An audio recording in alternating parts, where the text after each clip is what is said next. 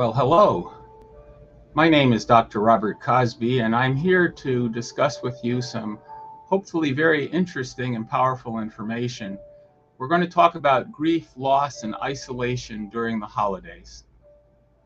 This is a topic that many people dread because it is holiday season, and they're talking about the lives and deaths of loved ones or of significant others. People that were important in their lives, and it has had a profound impact on them. And so we're going to talk about this, and we'll be able to talk about a variety of slides and ways in which you might be able to address some of these issues. I have a slide deck prepared for you for today, and look forward to your presentation, questions that you may have. Please use the private chat to ask your question. We have Dr. Dean, who's here, who will be able to assist me in my presentation, and hope you find this helpful. So first slide, please. So our discussion today is about grief, loss, and isolation during the holidays, and really understanding the challenges and helping people to cope.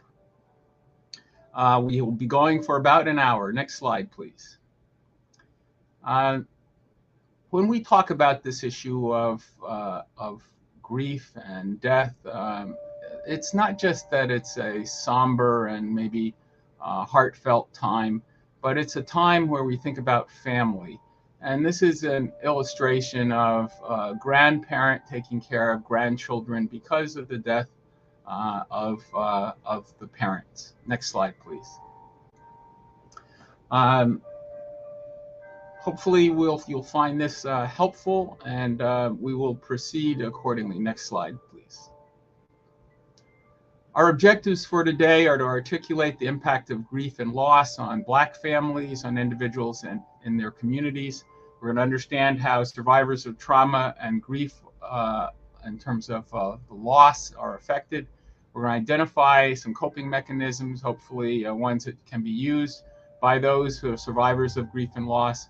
We're going to work on understanding generational conflict and isolation that can become entwined or intertwined with emotional and psychological symptoms that are triggered by grief and loss.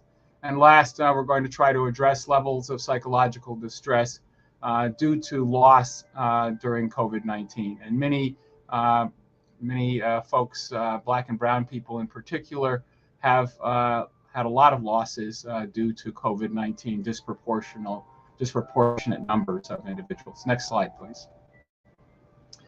So we know that older African Americans were hit really hard during these 2 major years of COVID-19 losses, and we know that COVID-19 hasn't left us completely, that it is still endemic, but we do have some COVID vaccines that are available and boosters that are available, and sadly we know that there are lots of people who still are afraid to take them. But they seem to be quite helpful as we talk about older persons, as we talk about folks with immunocompromised systems, as a way to be able to help folks.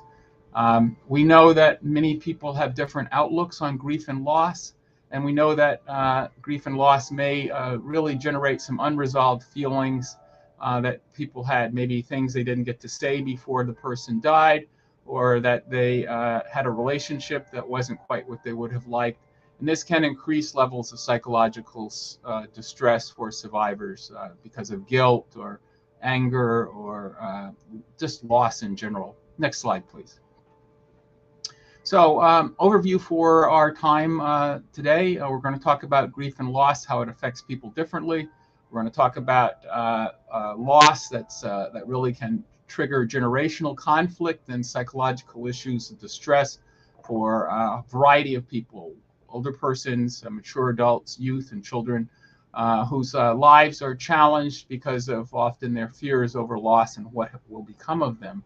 And then the growing complexities and the angst that's created by folks that really have unresolved issues, family issues, issues that involve economic issues, leadership issues, family hierarchy, displacement concerns. So we'll have a chance to articulate grief and loss from those viewpoints. We'll talk about how people are affected by that, and then we'll identify some coping mechanisms that can be used for individuals experiencing grief and loss, and help you to understand, hopefully, how generational conflict can become entwined in those symptoms of grief and loss are triggered by those things.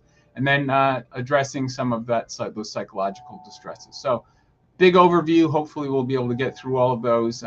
Don't forget to use the private chat should you have questions or comments, and we'll read both the question, and I'll try as best I can to provide the appropriate answer for you. And if not, try to provide you with some resources and or individuals that may be able to provide a better information or different information. Some follow up. Next slide, please. These are tough times when we think about the holidays. It's funny, I am here on the campus of Howard University, and right now the Carillon is playing a Christmas song, and that song is emblematic of a lot of people and what they feel. Only thing that's not here at the moment is the snow, but we have very often during holiday times times of loss, times of sometimes regret for people. They didn't get to say goodbye, or a loved one is no longer with us. And as we mentioned with COVID-19, many people died and couldn't even get in to be able to say their goodbyes because they died in a hospital ward that was locked and closed off to them, so they couldn't say their goodbyes. Some were doing those goodbyes on the telephone or on an iPad. Not the way you would think that people would be able to talk to a loved one before they died. So these lights are emblematic of the people that have survived and those that have gone on before us. Next slide, please. So when we think about grief and loss, we know that it affects people differently, and loss can trigger these generational conflicts, psychological distress, and really the challenges that come with the fears over life and loss and what will become of them, particularly for children. We see this. Next slide. Grief and loss affects people differently. We know this to be the case. We know that loss can trigger lots of different emotions. We recognize that Erik Erikson talked about his last stage of integrity versus despair. So for many older persons, this may be the realization that, you know, when I think about it, I have more years behind me as opposed to those that are in front of me. And what does that mean? With only not knowing how many years I have in front, but know that a lot more are behind me. We know about the loss of loved ones that may trigger thoughts and fears about really, you know, how much longer do I have? And what about my loved ones? Or who's going to care for Joni or little Ali after I'm gone? And these are tough questions, and ones that people affect them differently. I see Miss Scales, as other folks are there. Please, as I say, use the chat. Glad that you're here, and look forward to our discussion should you have questions. Next slide, please. So, as I said, grief and loss affects people differently.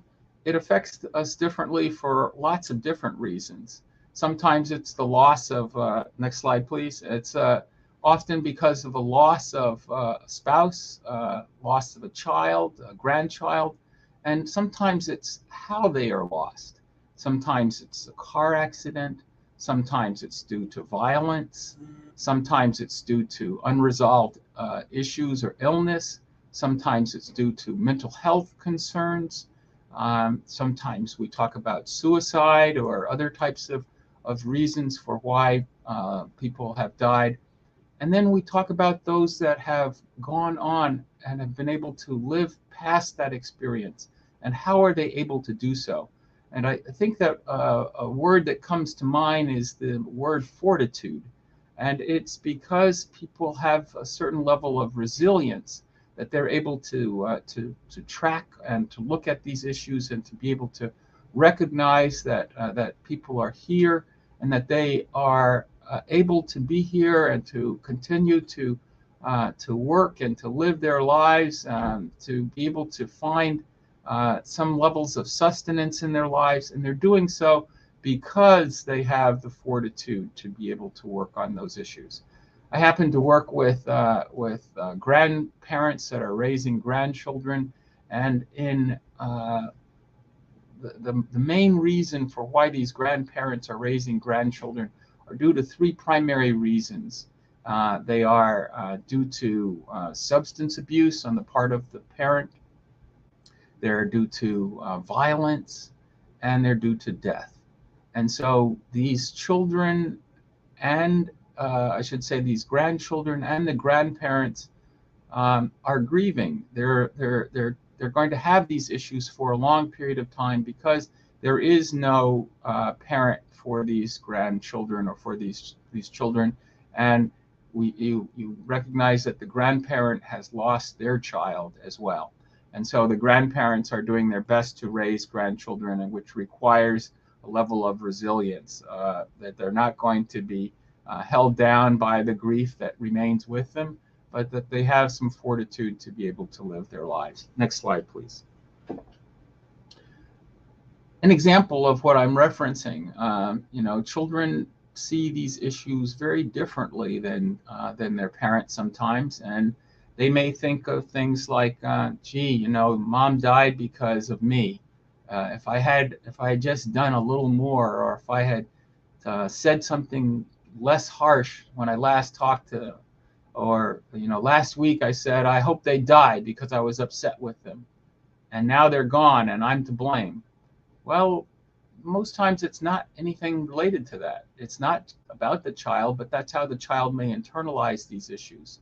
And we'll talk a little bit about why that is, and why some of the children and adults may need to seek help. And we'll talk a little bit about where they might be able to do that. Next slide, please.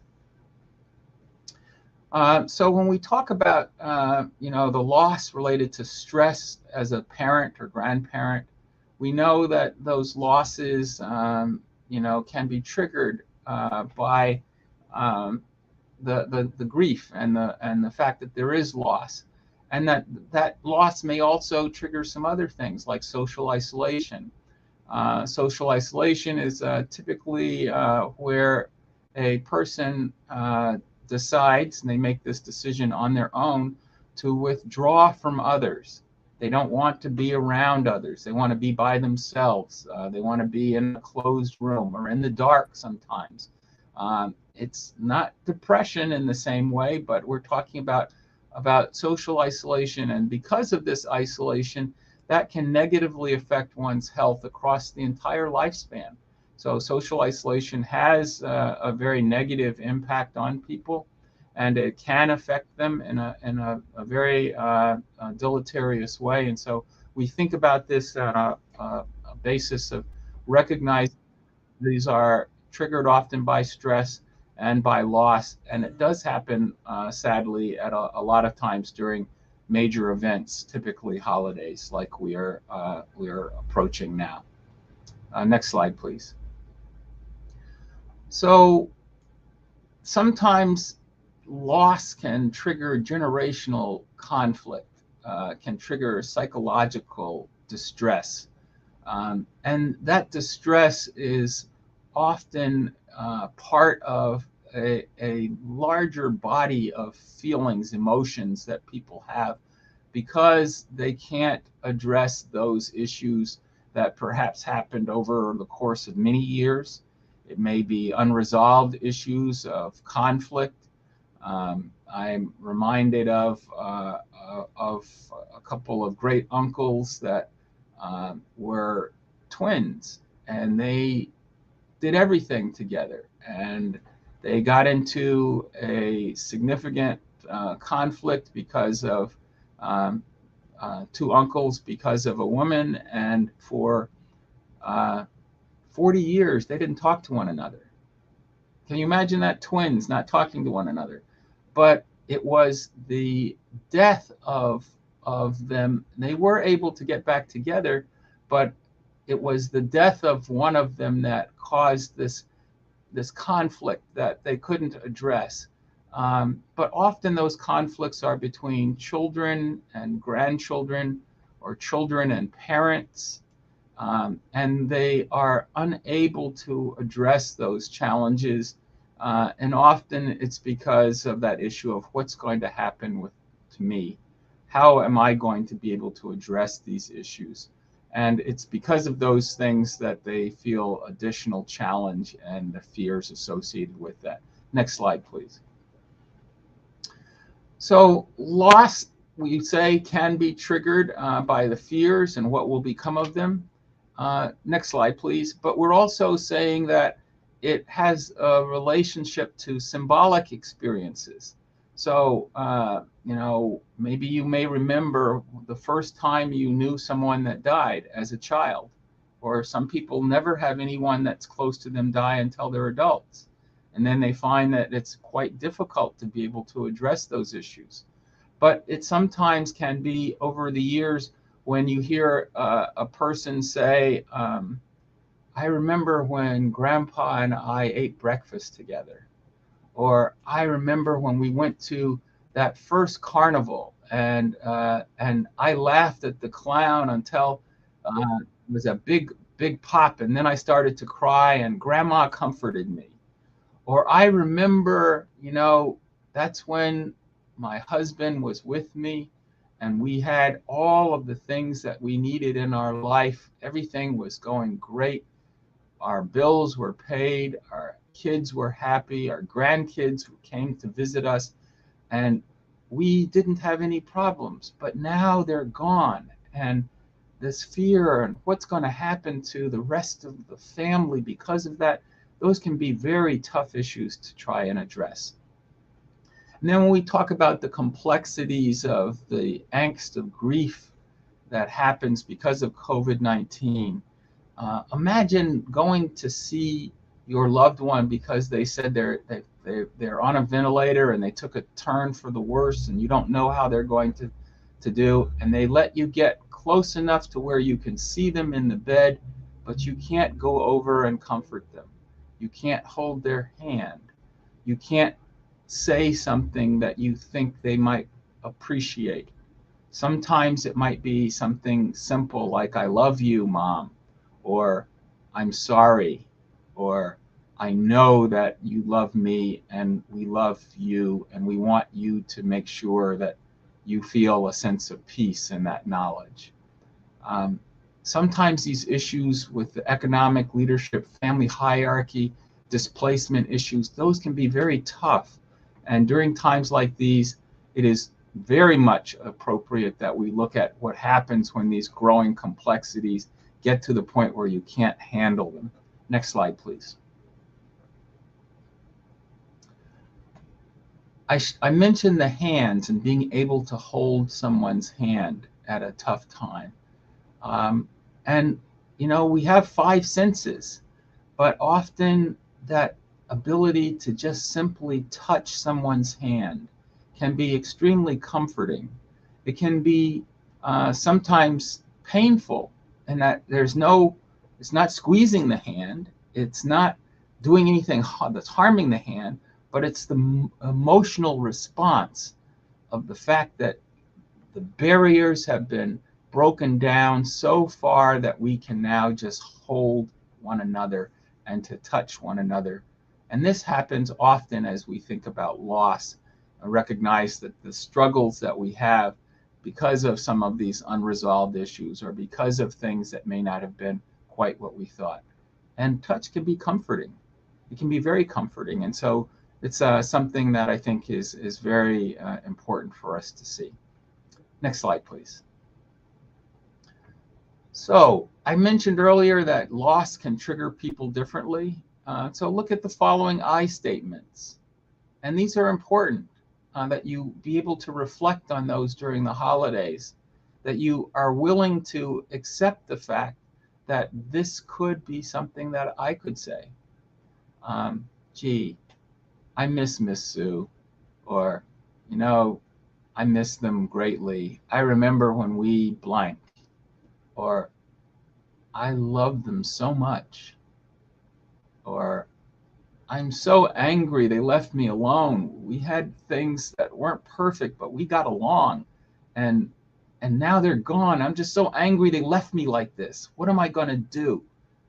And that may lead to the next part. I can't believe they left me like this with kids to deal with, all these bills, this debt. How am I going to get through all of this? I don't know what they knew. I just know that I did my part. I made the house whole. I did the things necessary to be a good homemaker. I did the things that brought home a check every week, every month, every 2 weeks, whatever it was. I did what I was supposed to do, and they made it happen. And now they're gone, and I don't know how I'm going to do those things. They shielded me from all of those things I couldn't deal with, and now I have to deal with them. And if I could only do it over and tell them what I thought, or maybe not tell them this time. Maybe it's because I tell them, or used to tell them, things that were bothering me, but I just unloaded my burden on them without even thinking about what kind of impact it might have had on them at the time. And so now maybe I feel a little guilty about that. Next slide, please. So when we talk about this, yeah, grief and loss does affect people differently. And these remembrances, it's the times that we get to the holidays. I mentioned about the Christmas song that was just playing. We think about Christmas and Kwanzaa and Hanukkah. We're in that season now. Those are such important times. How am I going to make it? My life is over without them.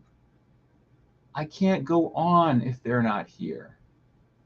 The smell of incense can be one of those triggers. Maybe you used to go to a church service where they had incense, or maybe there were holiday cookies or spiced drinks, hot apple cider or mulled wine, or just a chance to drink sparkling cider in a cup or a glass with someone, and to talk about how you were able to get through the most of the year. Or I remember when we used to dress up and go out for New Year's. We laughed together. We did everything together. We could cry together. We watched the parades. We went to movies, the theater. We went to ball games, or we played together board games. We listened to holiday music. That was what we know. But trauma, we know, doesn't know time. And because it doesn't know time, you can listen to something, you can smell something, you can hear something like music and say, that was our song. Remember, we used to get out on the dance floor whenever that song came on? And oh man, that was something else. Or there might be a giggle when someone says, hey, remember that first song? Yeah, we were together then. Remember what we did after that? And there might be more than a giggle. But it was important time. And that trauma of their death doesn't go away. And because it doesn't go away, it doesn't know time to when it's triggered. And so you might feel everything's okay, and then suddenly something happens. You smell something, you hear something, you see something, and it goes right to that event, and suddenly you can't handle it anymore. I had an aunt that died after complications from colon cancer, and I was holding her hand and saying, Aunt Ethel, I hope you are comfortable, and is there anything I can do for her? And she was hallucinating, and she grabbed me by the chest and she pulled me down close to her ear. And it was like, when they say a death grasp, they mean it. She pulled me down close to her and she said, "You're on that stuff, aren't you?" I said, no, I don't know. What are you talking about, Aunt Ethel? I don't know what you're talking about. Well, I did know that her son was a drug addict and he was having a hard time. And she was not only confusing me with him, but she was saying that I was the reason for why he was having his problems. And I had nothing to do with him. But as trauma, I know when I hear that that sound of her and think about how she grabbed me, pulled me by my front of my shirt down close to her, and whispered those words. And it wasn't quite a whisper. It was, you know, I know you're on that. And I was very, very upset. But it was because that trauma doesn't know time. And so I still think about those kinds of things. And we recognize that other people may have those same kinds of feelings as well. Next slide, please. So our senses are important during times of loss. I mentioned to you as to how we look at hearing. We listen to holiday music. We listen to our favorite songs. Maybe it's a choir or orchestra, or music memories, or sounds of the wind whistling, or a merry-go-round, or children playing, or young or older person laughing. You know, I think about some family experiences where people played cards or dominoes, and they would be there, and you know, it was a fun time to think about family and people in those experiences. Or you heard the sounds of people's shoes when they would walk down the hallway.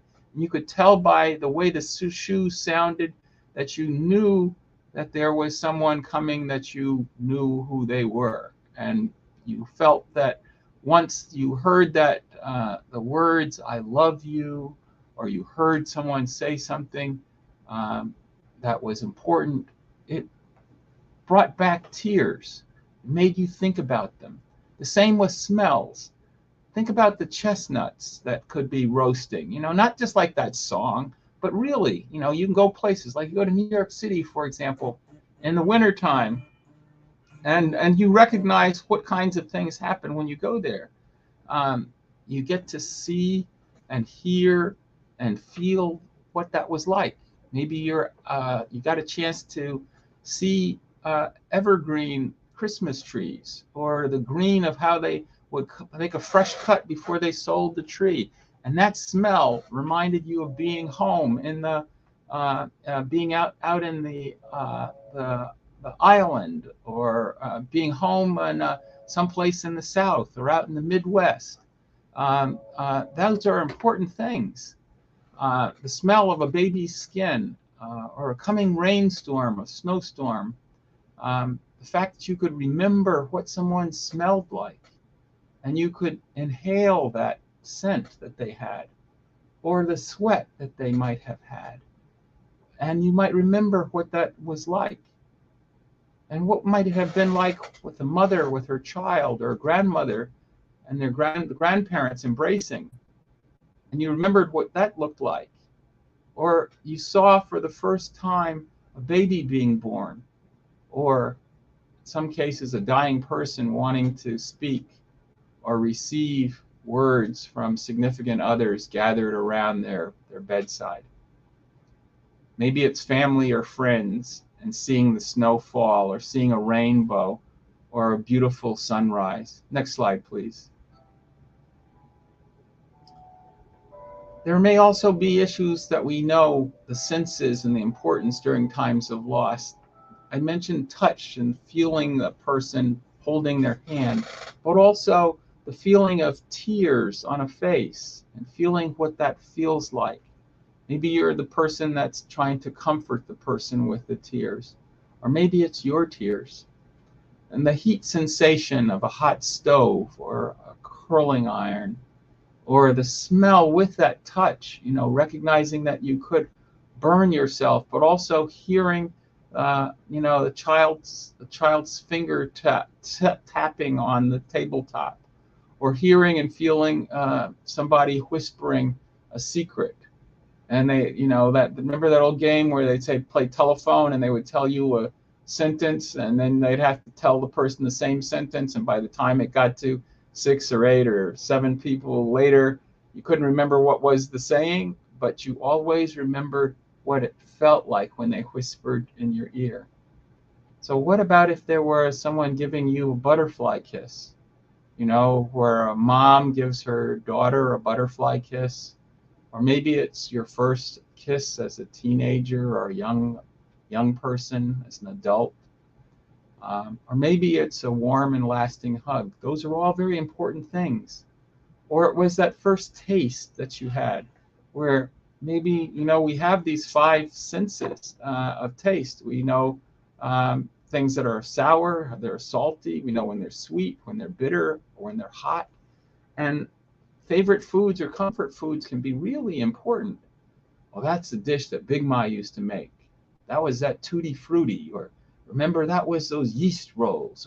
Or yeah, when she made those peas and rice, they were hitting hard. I love that. Or remember when we had that Chinese dish that she used to make all the time? Or when we went to that favorite restaurant or takeout joint for some chicken or favorite drink, or prepared for that birthday celebration. Those are senses that are important during times of loss, and they can provide both lasting experiences, but they also can provide comfort. Next slide, please. So if those were important times, and you know that you have to make it, and you're not sure how you're going to do it, sometimes the smell of that incense with that spiked eggnog, or those holiday cake cookies, or the spiced drinks are the trigger for another feeling. And that next feeling may be, who can I talk to about these things? And who can I think of? I may not want to go out, get dressed and go out for New Year's Eve parties, but I can talk to someone about those experiences that I had with that loved one, or with that significant other. Or it could be that work colleague that people often don't give enough credit to workers that we work with every day. Certainly COVID has made things different the last couple of years, but for many people, they work 40 hours every week for 10, 15 or more years, and they work with other people that they see every day. You don't suddenly forget them when they die. And so maybe they were mentors. Maybe you were the mentor for them. And so you feel that sense of belonging, but that feeling of grief and loss that happens and sometimes triggered during the holiday. Next slide, please. So because we know that trauma doesn't know time, we recognize that the growing complexities of this angst that people have, and that generational conflict can make it really hard for folks to be able to talk about what happens when they have that fear. We have to figure out what comes next. Next slide, please. So here's a picture. When I say what comes next, what might you be considering? In this case, it's to an older couple that's, this is perhaps your words. What might you say these words are? It might be, that was my John. He was my everything. Or that was my Sue. I knew that I always, if I could figure out a way to move forward, she was always at my side. And together we were able to make it through. And went through hard times. And sometimes it's because, Sue was able to stand in the gap for me when I had a hard way to go. And she might say, yeah, my man was there, and I was there for him, and he was there for me. And what do I do now that they're gone? So that struggle is real. Next slide, please. Elizabeth Kubler-Ross, she was one of the first people to talk about this a lot of years ago, but she developed what has been referred to as the 5 stages of death and dying and grief. And she talks about the grieving process for those that are left behind. And she talks about them as the 5 stages. And for this can be the person that is dying, or this can be the person that is left behind. And so we think of it in terms of denial as one of the first stages, anger as a second stage, bargaining as a third stage, depression as a fourth stage, and then finally acceptance as the fifth stage. Yet, interestingly enough, our minds don't always work in the same way, and certainly not for the same for everyone. And so you may never get to the part where you've been able to get to acceptance. It may be that you cycle through almost getting to acceptance and then you're back to anger, or bargaining and then you're back to depression. And most clinicians will tell you that depression is the one that often serves the longest. And it can be a really hard thing for people when they think about it, because it really is something that it doesn't have an order in which you know you're going to go through the process. It is not cyclical. It often can be episodic, and there is no set time frame for when you will get past that. And that's okay. But you need to understand that both within yourself and also understand what could happen if you don't address those issues. Next slide, please. So what's going on in the brain while all of this is going on? So with loss, often there are changes in the brain in terms of the neurotransmitters. These are the signals that go from one part of the brain to another, and they are impacted by these chemicals that are in the brain that are released into the body, like cortisol, that happens when we have sort of the fight or flight response, sometimes the freeze response to loss. Serotonin, we recognize that many people don't have enough of that in their system, and so that they are not relaxed, and they are very difficult for them. And then oxytocin, which some refer to it as the love hormone. It is a chemical that is released in the brain, and it makes people feel very relaxed and very comfortable with others. And when those are changes because of loss, those neurotransmitters don't fire in quite the same ways, and so people may not be able to sleep, or they may have difficult time when they're angry. Or cortisol may make them feel like, you know, I'm always on edge. I'm ready to fight, but I don't know who I'm fighting with. I just feel like this is something that I have to deal with. So many, particularly those that have had experienced aversive life events, they go through these issues and they know that there are things that they have to address, and that if you don't address those in the time that they should be addressed, that can be a trigger for some other things that might not be as good. There's a question in the chat. What about loved ones that have been incarcerated for an extensive period? Excellent question. When we talk about loved ones, we talk about folks that we see, but often many people have feelings of loss because they haven't seen them. They may be in a prison that's across the country, or sometimes out of the country. In some cases, it's nearby, but because either they're a child and their parent or guardian has said that they don't think it's a good thing to do to have them visit at the prison, or maybe they're not on their list of approved visitors. All those can be things that happen to individuals. I mentioned about the grandparents raising grandchildren. One of the grandparents that I work with has a grandchild whose parent is incarcerated for life. They're not getting out.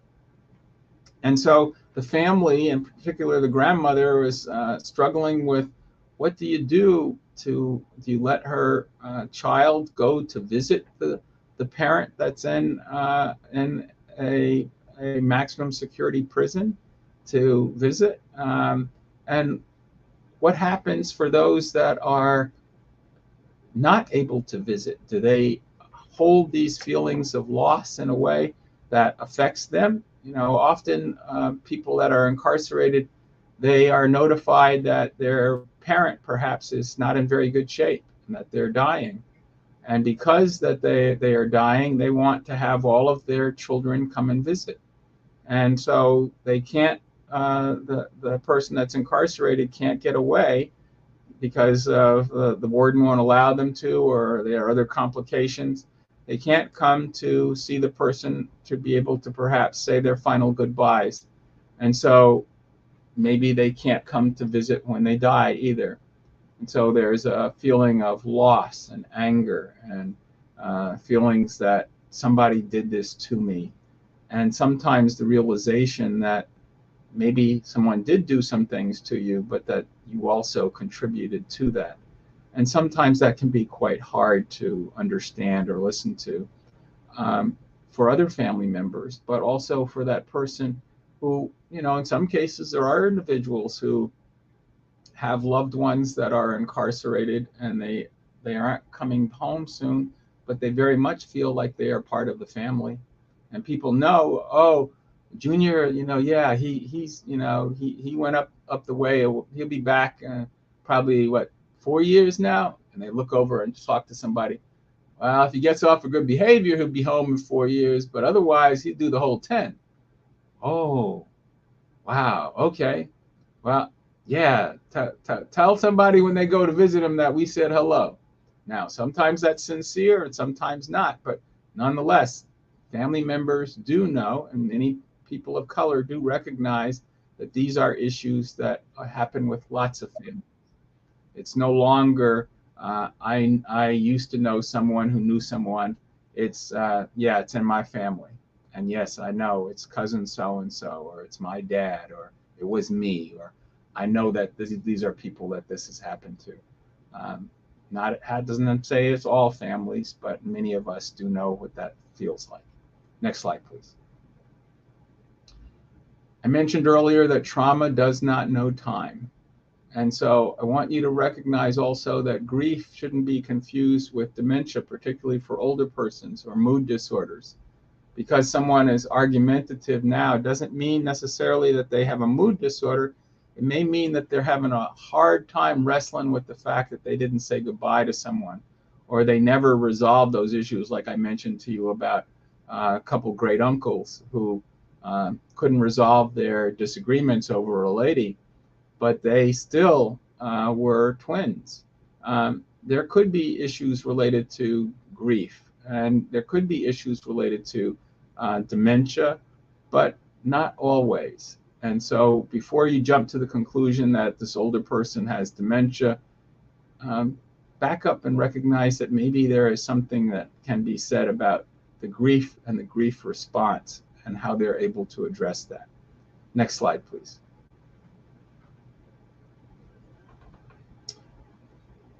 Back up one for me. Thank you. So there is often family displacement and angst during times of grief and loss. Maybe the person that is gone was the significant matriarch or patriarch of the family. And so now that they're gone, there's sometimes a jockeying for who's going to take over that role. Or maybe some folks may want that role, but others don't want to give that role to them. And so there's anger and hostility and worry about what's happening to the family, or why can't we get along? Or, as often happens when there is money involved, there's often issues related to that saying, I can spell the word litigate. And among families, it's always a bad situation because lawyers get the money before the people do. And the people that were making a stink may have had nothing, that they didn't care about that family member or never told them they did. And so they may have their own angst that they were trying to address. And sometimes the things that they're trying to address have everything to do with what we as African Americans have to deal with in our everyday lives. It's the aggressions and microaggressions associated with racism. And so sometimes it's, that saying, I could have been somebody if I had only gotten a chance, or I was a great artist, but they never wanted me to be able to get anywhere. Or these are things that when I applied to medical school, I couldn't take the test because I didn't have the money, and no one gave me a chance to try and work through those things. So I never took my MCATs and was never able to pass and do the things that I thought, and I'm still angry about that.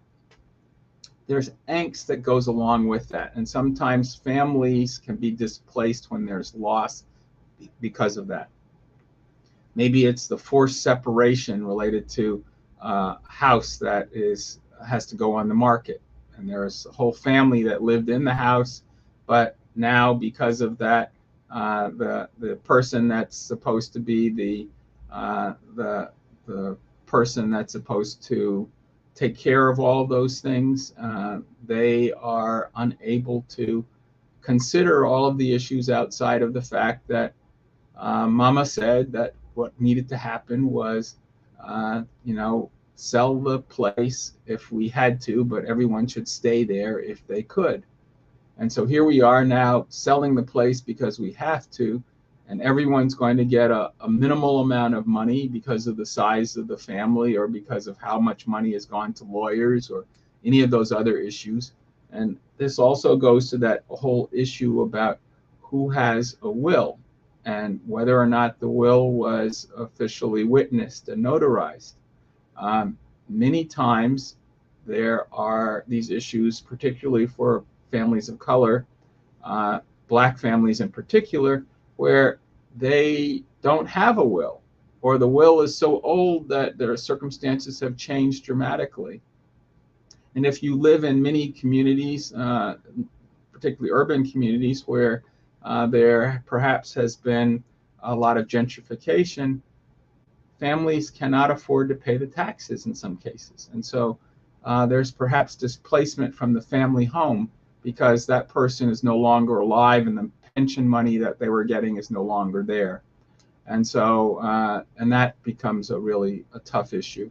And so all of these things have an impact on the psyche of the individual that is left behind. And these things can lead to depression and withdrawal for some, and anger and hostility for others. And so it's good to be able to recognize that these are things that can happen, but they don't need to happen. You perhaps can do differently.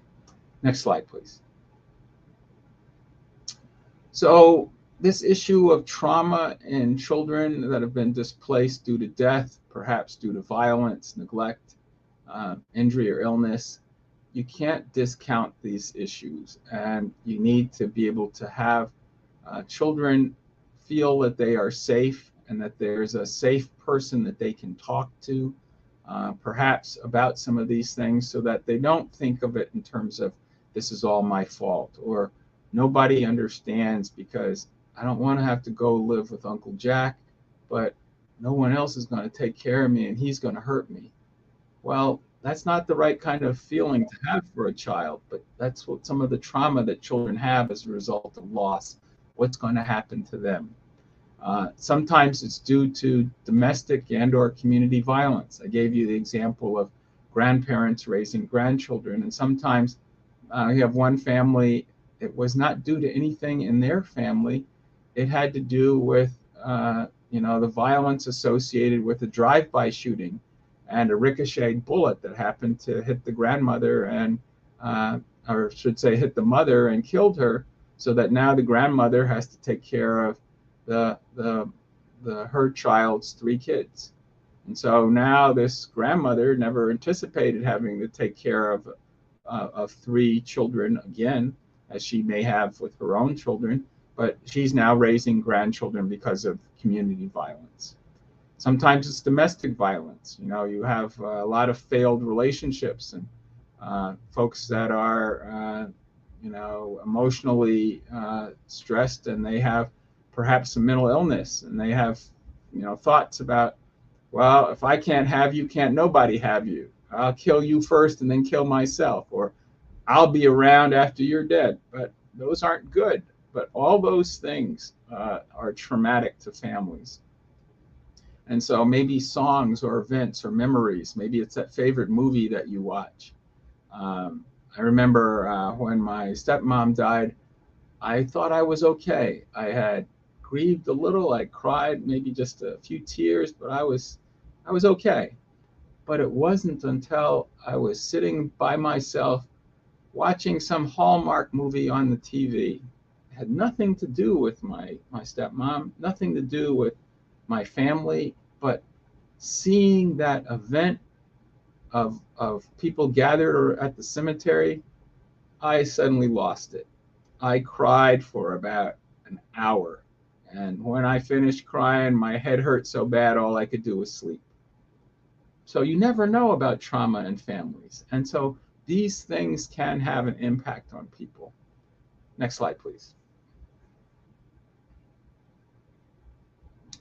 So understanding death and dying, grieving and loss, some of the things you may think of as takeaways: be present in the moment. Allow for times of sorrow. Allow for the breaking down that potentially can happen. Acknowledge that loss is happened. They're not coming back. Have a support group or person that you can speak to.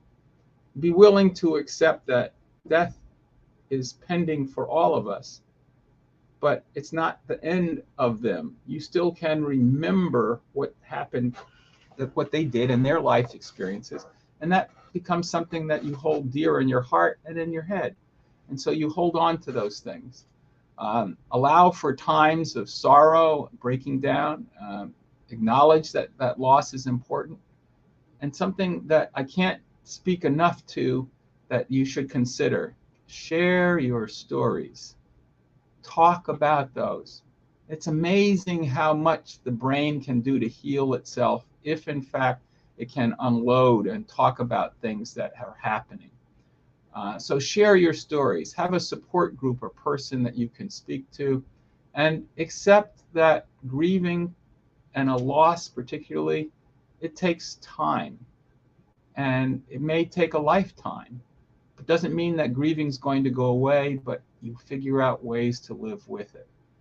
Next slide, please. This is an example of what I mean. This is perhaps a grandmother or a mother who's holding on to a child and is saying, Granddad was good. He was a good man.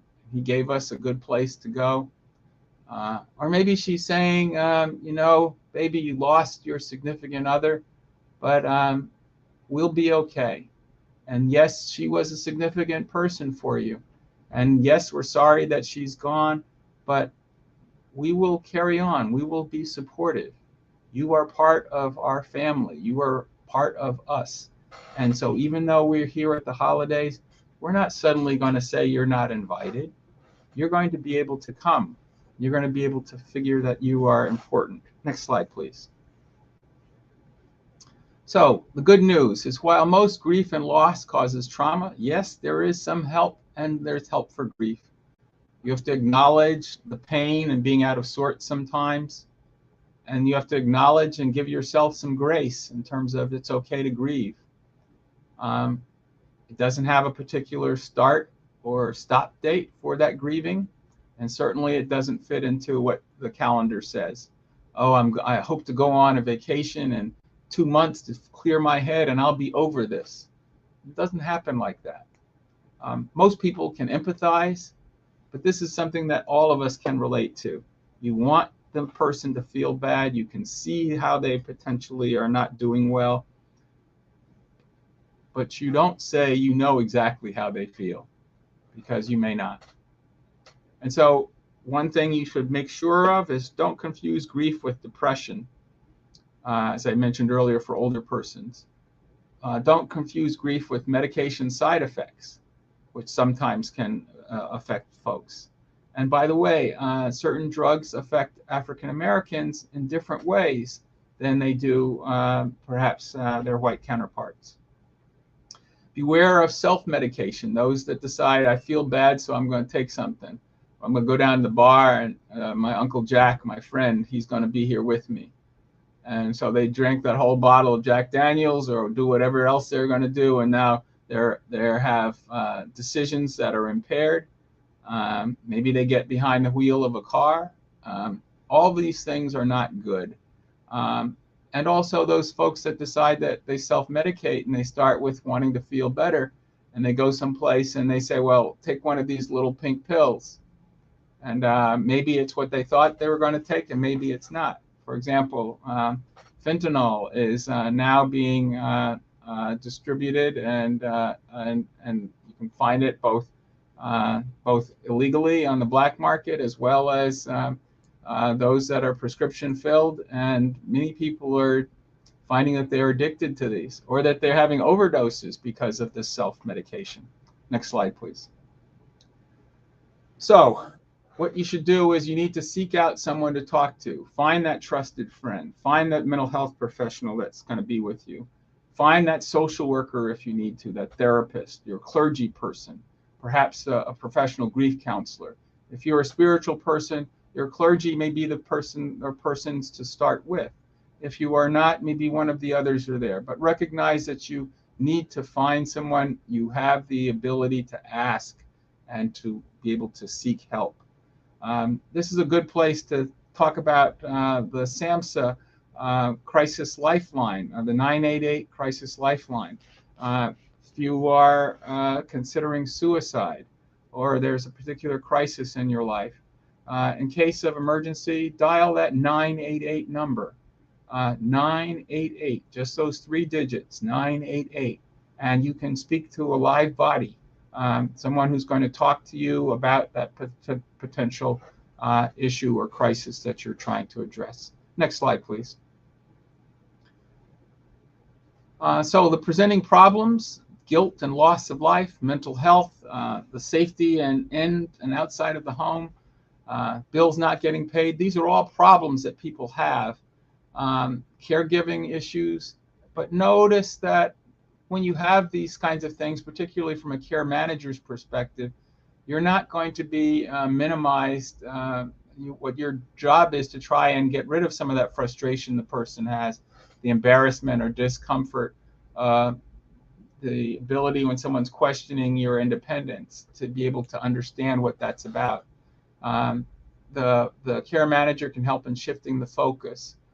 They can help persons review their benefits, review their end-of-life care wishes, as well as their will. A lot of people don't think about those things. Next slide, please. So where to from here? Next slide, please. Do something to make the stories real. Learn more about that person. Be willing to write a letter or a journal. And then it's okay to struggle, but understand that emotional triggers that mourning can provide. So be there as positive as you can. Think of writing down how you feel and what helped you when you didn't feel good. So you can go back and look at that and perhaps revisit those same things that might help you again. Next slide, please. So C.S. Lewis said grieving can feel like fear, and Maya Angelou said, when you know better, you do better. And so these are important things to think about. Record a story. Maybe your voice, if a person's dying or you know that this is something you want to talk about, put it in writing. Now everyone can use their smartphones to be able to record and put that out there. Or you can record a story where you tell a story of, yeah, I remember when my mom and I were together, we did X or Y, or I remember when I first learned how to cook this one thing, they told me what I needed to do. It's okay to struggle, but understand that there may be emotional triggers and that you can do those things and be able to figure out a way to get through them. Next slide, please. So, fact is that one's religious beliefs may be impacted, social relationships, self-efficacy, their self-worth, socioeconomic status, coping skills. All of these happen when you talk about quality of life, but grieving doesn't end. It's there with us. It's how you deal with it. Next slide, please. Next slide, please. So if we talk about grief, it doesn't go away. Next slide, please. Make sure caregivers who are there, maybe Aunt Sue or your sister or you were the caregiver for your loved one, or a paid caregiver. They may have stories too. You may want to listen to those stories because they may see a different side of that person that you never knew. Next slide, please. So, final thoughts. 3 things. Love your family member. Tell your story to others. recognize that death is inevitable. We just don't know when. Holidays can be times of joy, purpose, meaning. Seek help if you find you can't cope. And there's no shame in acknowledging hurt or seeking support. I've shared with you a few things that hopefully you found helpful.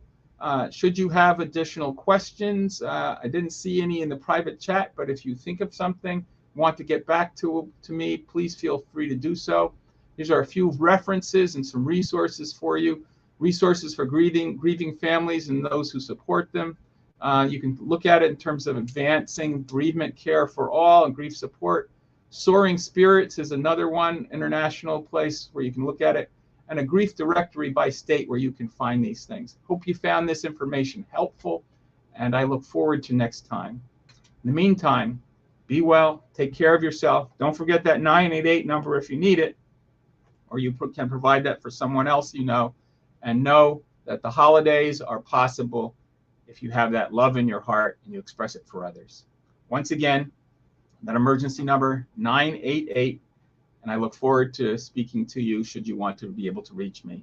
robert.cosby@howard.edu. Thank you all for listening, and have a very safe and happy holiday. Merry Christmas, peace, and blessings.